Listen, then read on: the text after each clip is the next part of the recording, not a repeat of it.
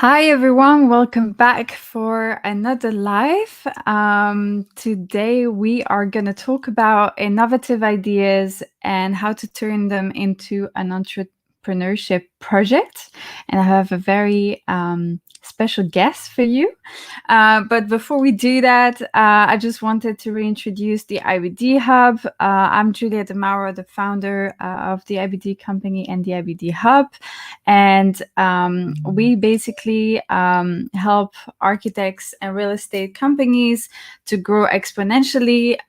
So if you want to learn more, you can go on our website or you can DM me on LinkedIn.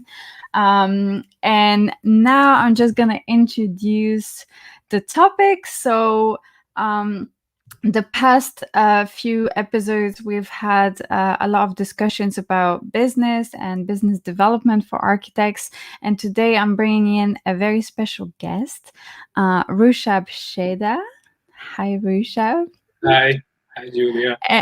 And I'm super excited to have you here because I really believe that you have, the experience about turning an innovative idea into an entrepreneurship project. So I would love for you to introduce yourself a little bit so people can have a bit of a context of what you have achieved until now. Well, thanks for having me. First of all, it's nice to be here. About myself, so I studied my bachelor's in Mumbai. I come from India. I lived all my life in Mumbai, and after my graduation, I wanted to do my master, and I went to TU Delft for my master.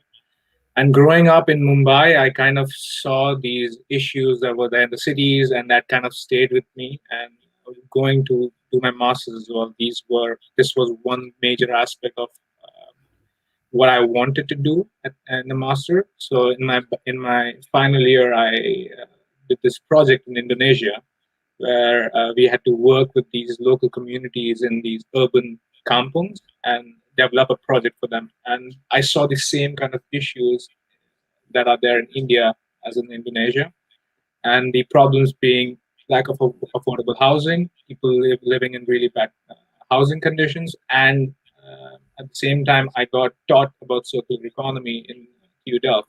So I wanted to combine these topics, and the project that I came up with is called Unibrick, and the idea is simple: that we create building blocks using waste plastic that people can locally collect and create an economy out of it, and then these local people who anyways are building their own houses can build a stronger house using these bricks. And so right after my graduation, I decided to take this project ahead, and for the past 2.5 years I was working on the business development side of it, how to connect people around the world, how do I implement this project in different locations, because each location has its own challenges. And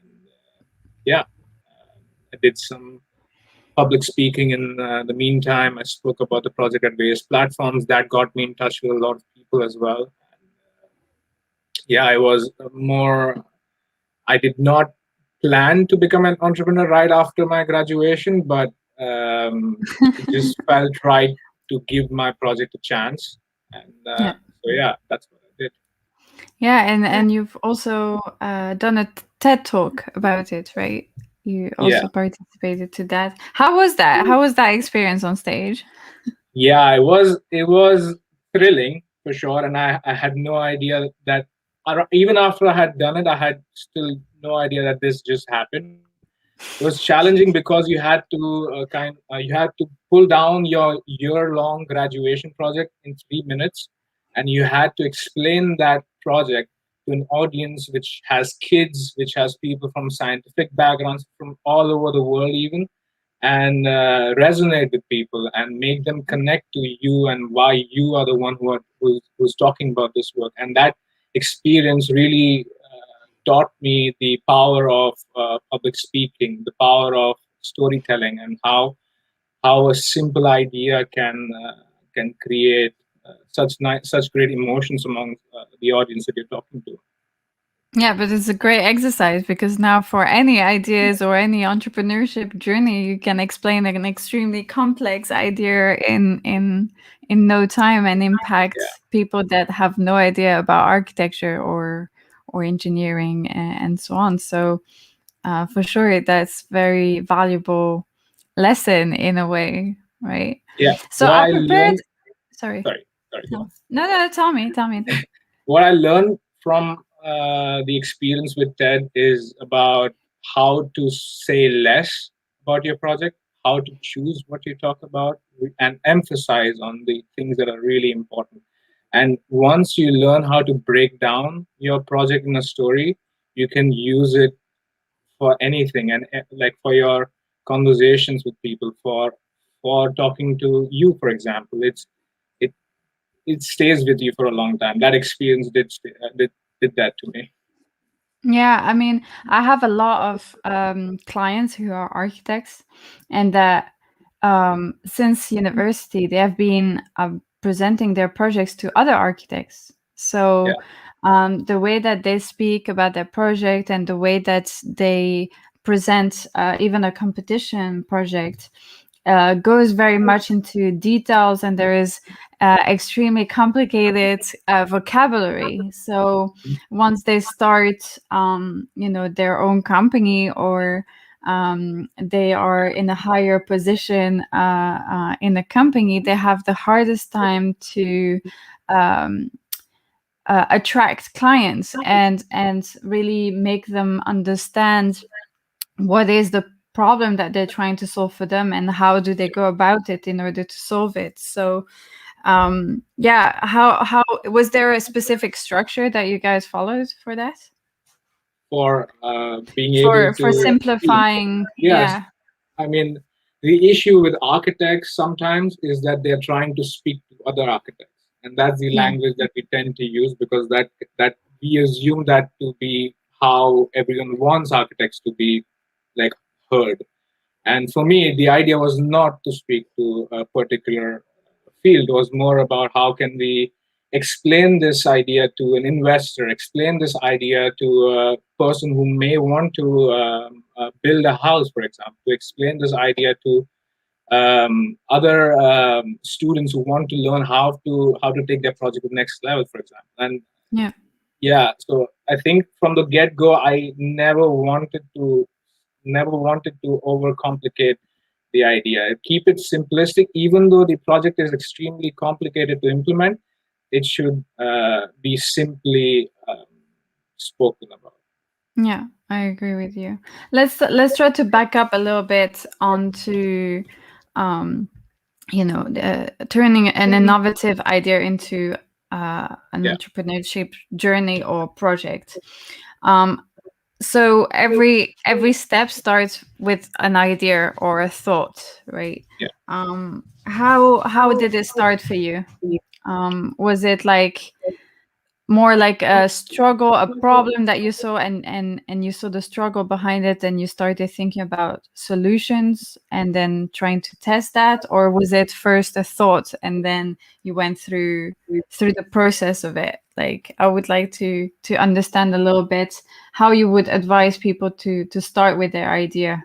um So in my case, the idea started in my final year, in my master, and the chair that I was doing, or the studio that I was doing the project from, they had helped us with structuring the project. So they gave us the presentations of the why, how, what, the golden circle, and then understanding the projects in three different aspects. How like we have to think about what problem you're trying to solve, who are you trying to solve it for, is and the exact way that you can solve this problem for them. So in my case, the site that I had was Indonesia, and it had a lot of similarities with the slums in Mumbai in a way. And I saw a lot of plastic problem over there, and I thought about how can we reduce the use of virgin materials by using locally sourced materials, and then that can create how do you say, employment for these people as well. So it was, for me, it was it started with the idea of the material, Yeah. because that's something that that is, how do you say, lost my train of thought. So in my case, I wanted to use or design something that can go beyond the thesis project as well, something Yeah. that's a product that can empower people, and that's why my journey for the idea started. And Yeah. I learned more things from doing case studies about other architects who have come up with these kind of solutions as well. I got into studying Aravena's projects, and there's other entrepreneurs who have come up with bricks as a solution for affordable housing, and just kind of snowballed from there. In a way. Yeah. Yeah. Yeah. Well, what is interesting is that a lot of architects, when they have an idea like this, they kind of shift to a PhD or a research department and so on. But you went directly to entrepreneurship. So how did you know that you had an entrepreneurial mindset? Um, like, how Yeah. did you discover that? Because I think it takes a lot of courage to take the leap and to want to start a business and really believe that your idea is it's you can monetize it and you can make it work, right? So I'm wondering where did that mindset shift happen? Growing up, I always had, like, my family and everyone that I know always they never had jobs. So I grew up with people surrounded who had their own entrepreneurial venture, a company, even a store, for example. So for me, the idea of working as an employee was never natural. And going into masters as well, I always had the intention that getting out, even if I do work, I will probably work for a year or maybe 3 4 years and then get into my own company. So I already had set my mind up on doing that. Uh, the only thing that changed was that I felt that my graduation project, which had so much potential, could be able to help so many people around the world. And I had very little, how do you say, I'm still young. I mean, I just got graduated, so I have less risks involved. So I decided if I ever have the chance to do something this audacious, this ambitious, and yeah, I have nothing to lose. So Exactly. I just went headfirst into Yeah. this, not knowing what the hell am I. Like, most of the time, I didn't know what I was doing. In the beginning of the journey, I started the project without knowing anything about entrepreneurship. But then I got into an incubator. They gave us the business training that I needed. I did a small course or did hackathons with another incubator. So learned a lot about business and how startups work, and Hmm. just took that up and yeah, went ahead with it. Yeah. Oh, that's the good strategy, I guess, and also a way to think of it in a outside of the box way, right? Because most architects would just start their practice, have their projects, but also have maybe a research part where they can test this kind of bricks. But you really wanted to bring that product out. So it brings me to my next questions. Did you have any fears when you started? Because I talk to a lot of clients, and they have the fear of not being able to negotiate, or not being able to get a client, or not being able to um, actually have the skills to do the Yeah. job, right? So, what were your fears? Yeah, I didn't have the skills. I still don't have all the skills. So that's something that I had a fear getting in.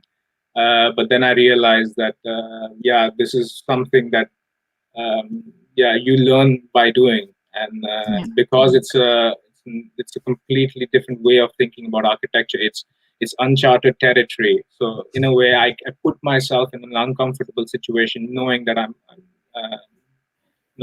it's going to be uncomfortable. And the fear was that I my idea would get lost in a pool of a lot of ideas that are trying to, yeah, work in this field or change some things about. So that was one of the fears, and the other fear was, yeah, failure.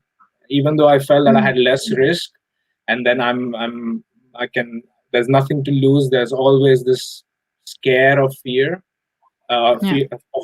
scare of failure, is because of the society that we grew up in. In India, it's failure is not really, um, how do you say, tolerated, or Yeah. Seen as a good thing. Like yeah, it's yeah. Yeah. that that Okay. that was my fear. Or still. Yeah.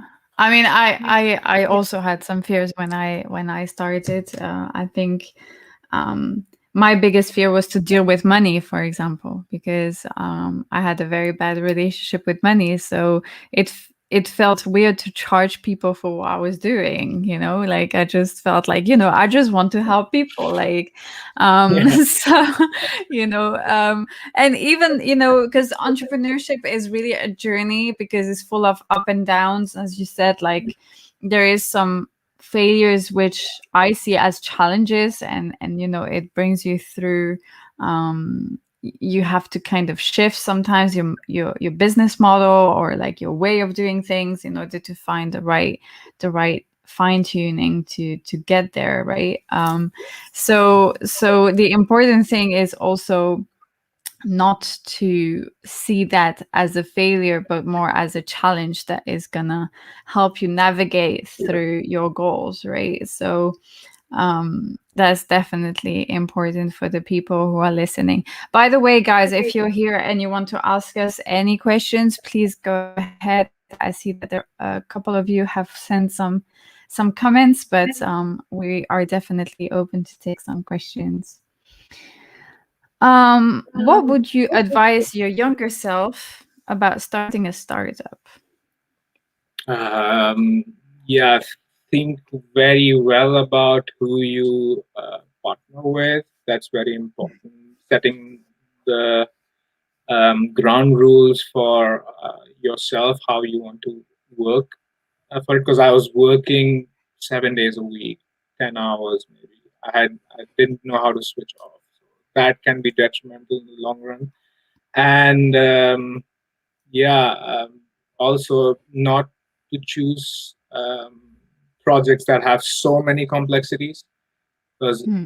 even though it's very it can turn out to be a beautiful company, but it's still so challenging. So if I have to tell my younger self something as a startup, it would be yeah, learn a bit more about business side of things early on. Yeah, yeah.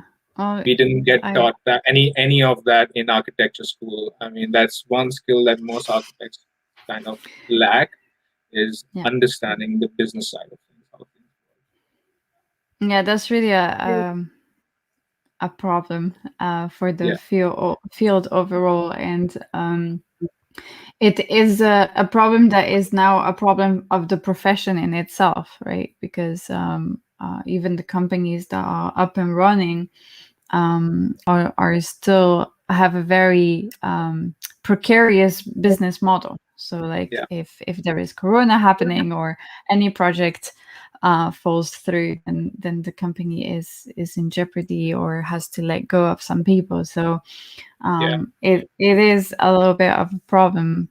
But tell us a little bit more about the incubator and maybe explain what it is, because I think a lot of people are maybe not familiar with that part.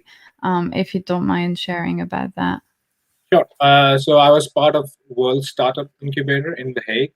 And what an incubator does is it takes startup ideas. I wouldn't like it was just a basic idea that you have, and it has potential to become into a company. You make a pitch deck of your potential startup company, and you pitch it to an incubator. And if they like it, they take you under their incubation. Some incubators charge you a commission on your future company, or they charge you money upfront for their services. And what they give you in return is they give you access to their network of investors, of mentors who can help you navigate the early questions that you have in the company. They also give you trainings on how to be prepared for the market. How do you make an investor, or what do you want the investor to hear? and how do you how do you say, what's your value proposition, and clearing these out. What's your company about? What's its mission, vision, and what's the goal of the company? How do you reach that goal setting? So all of these intricacies of um, how do you make a startup to be good enough that investments can start coming into it. That's what an incubator does. So the next stage after incubation is scale up. So that means that you are ready to go to the or scale your business up or go to the market with your product. Mm. Yeah. And do they also help you to build a team? In some cases, yes. So if you some of these incubators have these open sessions, or they have these events where a lot of founders or potential founders can meet and share ideas, and there you can find your co-founders as well, or even your team members, for example. Yeah, yeah. And is super interesting. I wonder, is there a lot of representation of architect professionals in those I incubators?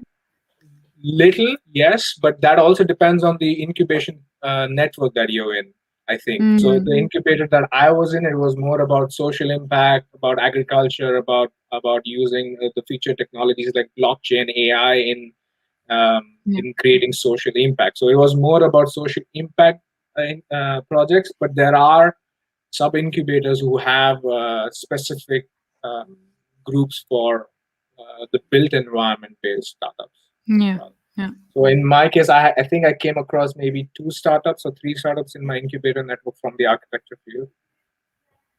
Yeah. That's not a lot.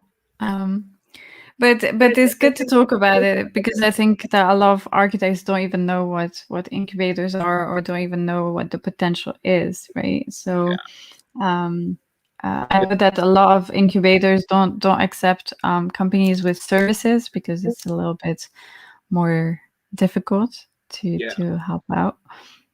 But I mean, I also saw this firsthand, this issue firsthand in Delft, because TU Delft has an incubator on campus which is called Yes Delft, and Yes Delft caters more to the technology side of the campus. So the architecture community is more or less they don't know about this even exists on campus in a way.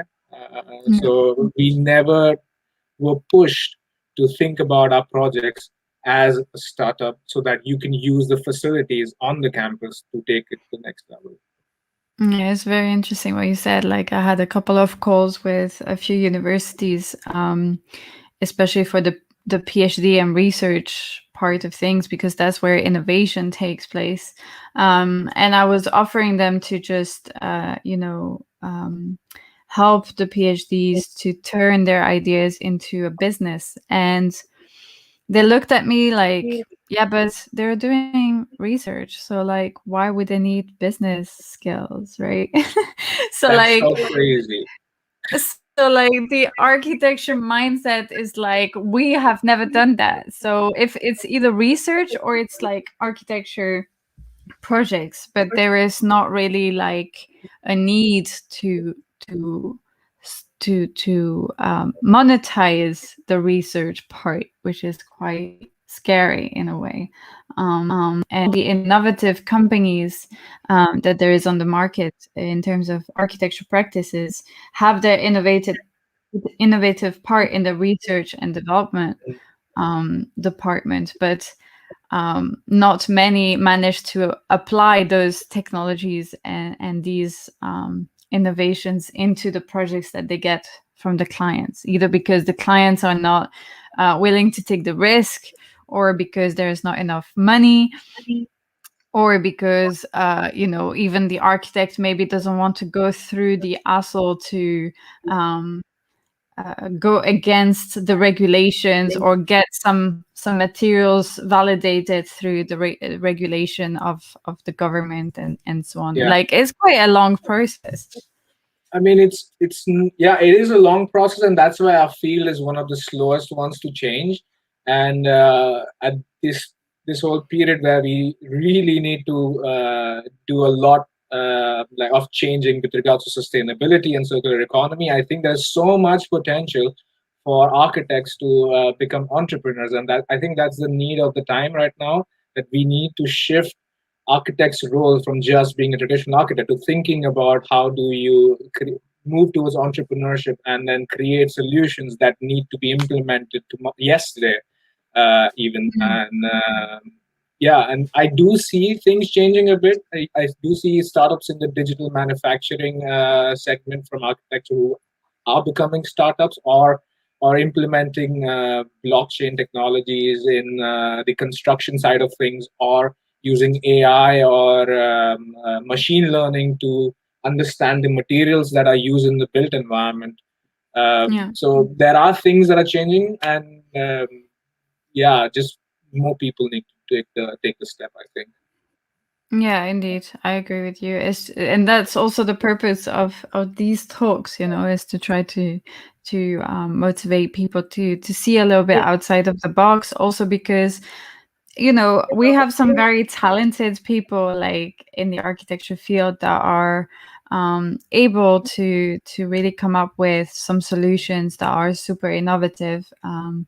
But maybe these people are very much like specialists, and they Yeah, really dive deep into the project, and maybe are not don't have the skill set yet to take a step back and explain the project in a simple way to clients and actually monetize it in a certain way, right?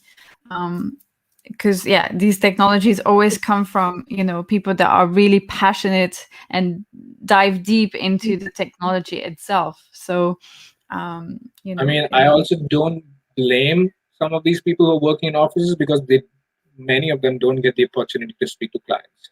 They don't get the yeah. opportunity to really present, or the only time they presented was in university. So that's also the challenge, because when it comes to presenting your work in a traditional office, it usually is done by the people on the top, like, or project leader, or very handful of people in the company. The rest of them but don't have that confidence. but then would you say well, I also was in the startup world for a while, Yeah, and incubators as well. And they used to tell like, yeah, developers are the smartest people because they develop the idea, and they code the idea and make it happen. But they're also the ones that are more introvert and that have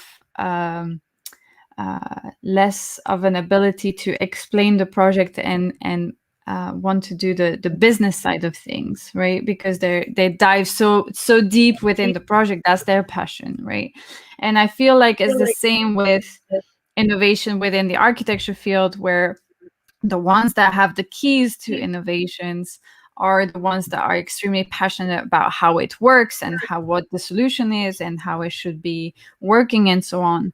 And um, and then these ideas stay within the research part of things yeah. because they're not taken out of context and thought of it as an entrepreneurship project, right?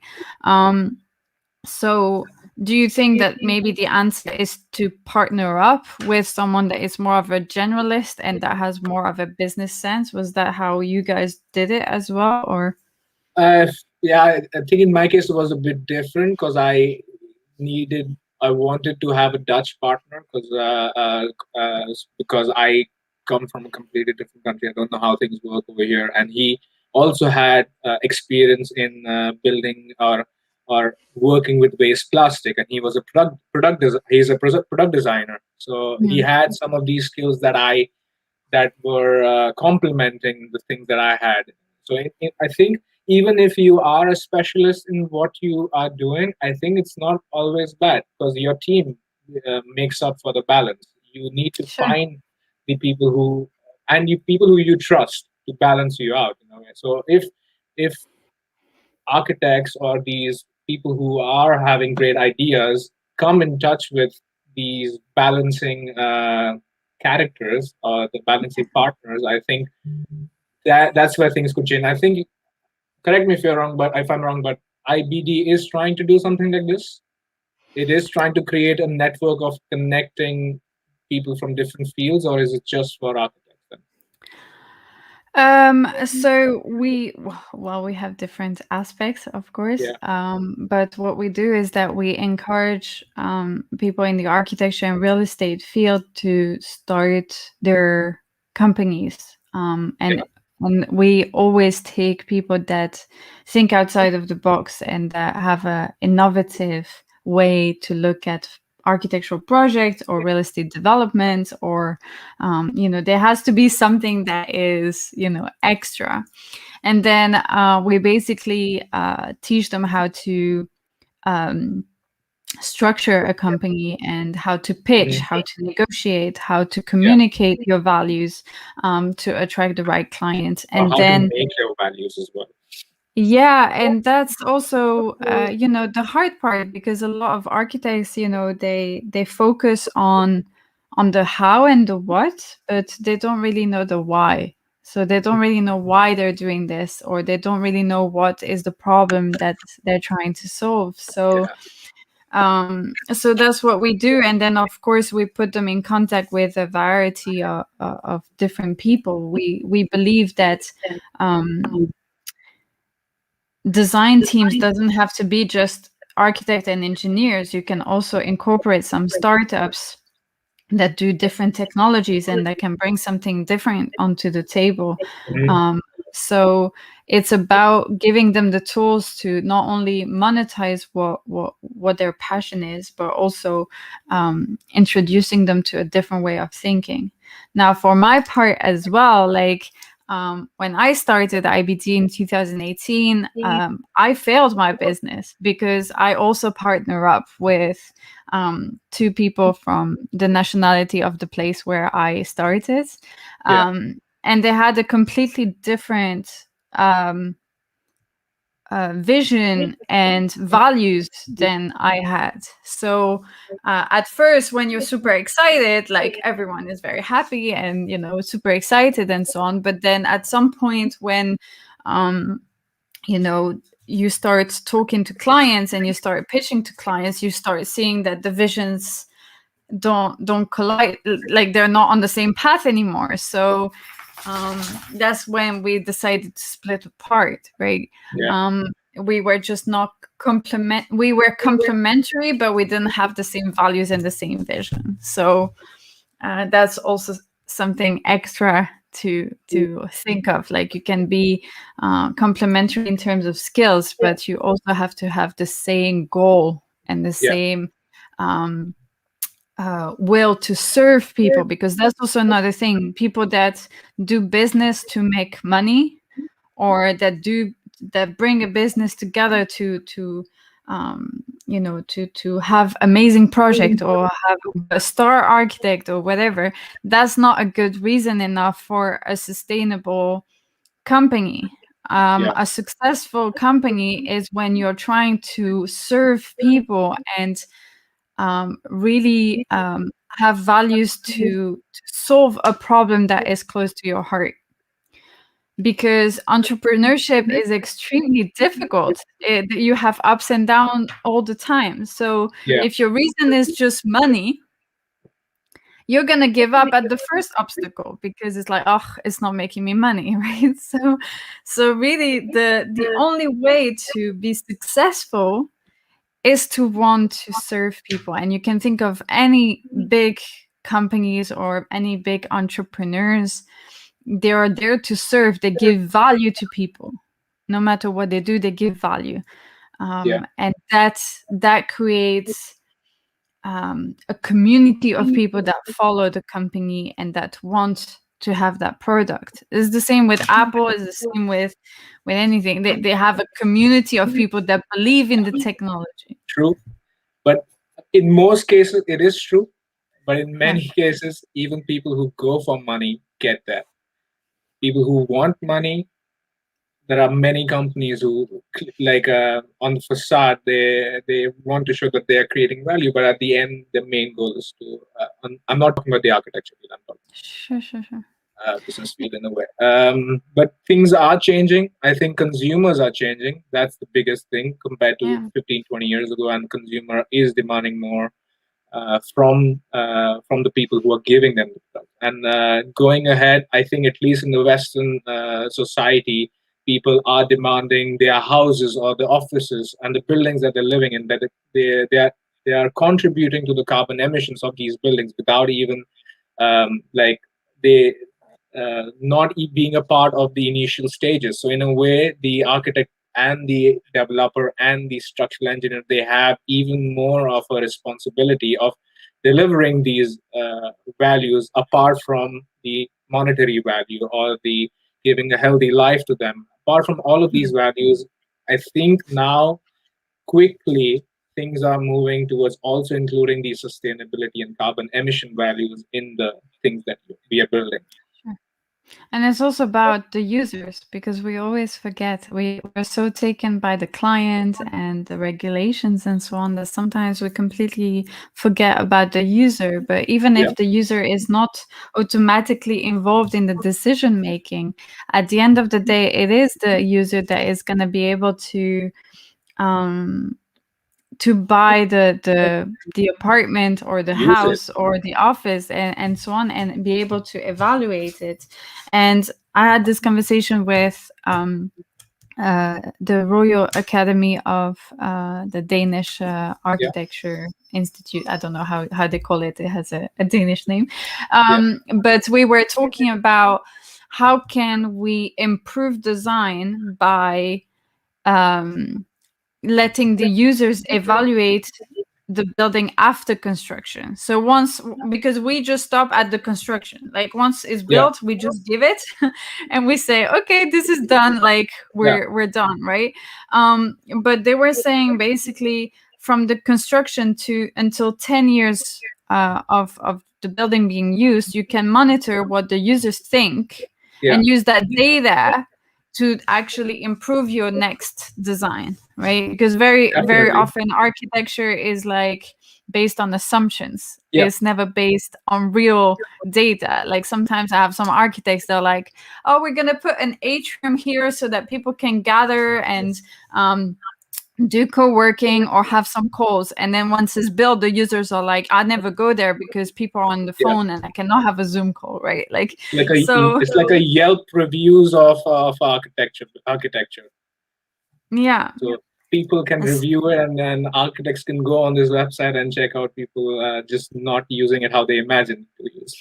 Yeah, well, it's not just a website. It's really an inquiry that the architect should do himself, right? Yeah, but who has the time to do this? Like we Well, are already so overworked, and we don't manage our time so well that we don't. Sometimes we don't even go to the site, even after the building is built. it's true. So in a way, Yeah. not even during when it's being built, because we are probably built like sometimes we're building in another country, just remotely building it. So it is you are a bit dissociated with your architecture sometimes. Yeah, but that's also something that you probably went through, because I mean, your project was aimed to certain countries with a certain climate and so on. Like, how did you manage to really understand the context and the community that was living there? Because that's also part of the failure of a lot of projects. Like, we just Yeah, make assumptions about a yeah, culture and then we get there. I mean, especially African projects, if you think about it, Western people wanting to build in Africa, and then they build the school or whatever, and then after 2 years yeah. it's not for the users. So So one thing that I already like assumed this to be a problem. So for my project, I didn't want it to be a design that I give them that build it. Was more about mhm. the tools that they need to build the house. They can build however they want it. So there is freedom on how they want their house to be like. And one thing that I assumed that I found out after going or after talking to people is in Malawi, for example, if you just like thinking about Malawi as a location, and we found out that people in Malawi only like bricks which are red in color. Why? Because because every house that they build over there is built using the mud from Malawi, and it's a particular red in color. Anything else won't do. So in this case, we found out this about Malawi, and in the other assumption was, do people really want to live in a house made of plastic bricks, for example? Do they want to buy something like that? Because for them probably is that in the West or in the cities, you build houses using concrete blocks or with concrete, and that is a strong house. Anything else is yeah, not, it's not good. So Yeah. these are also the challenges that we didn't think about, that we were still trying to work, but yeah, we did end up finishing it. Yeah, well, I mean, the important is to try and to learn from it. Yeah, I think like it can yeah, only make you stronger. I mean, I had three different types of business models with IBD. We yeah, started with a completely different thing. I started then by myself with a completely different idea and so on. You know, but I'm glad that I went through all the process and the failures, because now I see it's working, you know. yeah, So, um, so I think things happen for a reason, and yeah. that's I think also extremely important. the audience also doesn't know that yeah, I'm also not working on the project anymore. Like 6 months ago, I decided to pause the project because it was becoming too stressful for me. I got too how do you say, um, Overwhelmed, yeah, or we ran out of funding at some point, and then I felt it wasn't going anywhere, and I decided to step away from it. My co-founder Mhm. is still working on it because I didn't want to shut the project down in a way. So I just Yeah, decided to take a break from it. Maybe in the future go back to it. Yeah, yeah, that's also yeah. something that you learn, making hard decisions. In your case, getting rid of your partners. That is a really tough decision to make. Yeah, and I mean, like, you know, it's important to also see how you feel within the Yeah, process, because that's also the thing when you start not liking it anymore. I mean, in entrepreneurship, you can't love all parts of the process. There's going to be yeah, always some things that you like and some things that you don't like. But when the things that you don't like become more present than the things that you like, then that's where you know you're gonna go towards a burnout phase, right? So yeah, that's a way to define, like, okay, this is maybe not the right way, or the right people that I'm surrounded with, yeah, and so on. So yeah, it's important to be aware of that as an entrepreneur, especially as an architect, that we tend to push the boundaries of what we do as much as possible. So yeah. yeah, definitely. Did you have a last word for the fellow entrepreneurs that we have on the Yeah. platform? I think entrepreneurship is exciting as hell, and once you know what the possibilities are, yeah, it just, you just are dragged towards it. So even though it's scary, I would say the experience can really open up your perspectives of what you can do. Many Yeah, times we keep working in the office, and then it's 3 or 4 years down, and we never really pushed our um, that side. So I think people should take that leap of faith once at least, and then see how it turns out. yeah, I agree with you. Well, do you want to tell us where people can reach you, and where they can find you online? I think the best would be if you want to add me on LinkedIn, because that's where I share most of my work. And yeah, in LinkedIn, best. So the name is below my picture. You can Yeah, find me there.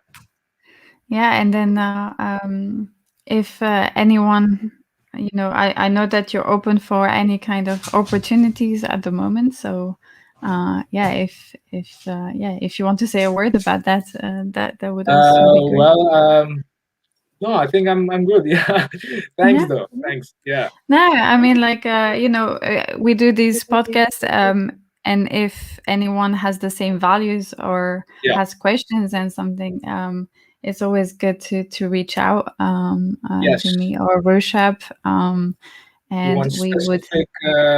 Yeah. how do you say, suggestions, or if you have an idea that you think that could potentially work, or want my thoughts about it, please write to me. And Yeah. take it from there. All right. Thank you so much, Rushabh. Thanks, And Julia. thank you. And thank you to everyone that always tune in. And I see you next week. Bye.